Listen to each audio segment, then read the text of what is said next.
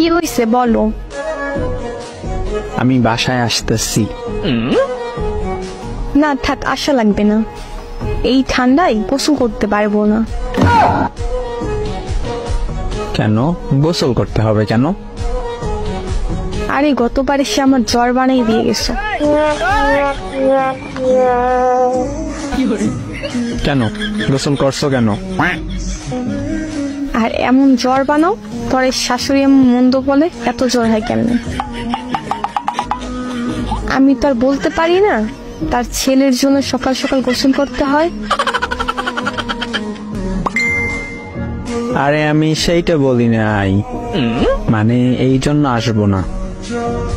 তুমি সবসময় এটাই বলো, কিন্তু ঠিক আমার জ্বর হয়।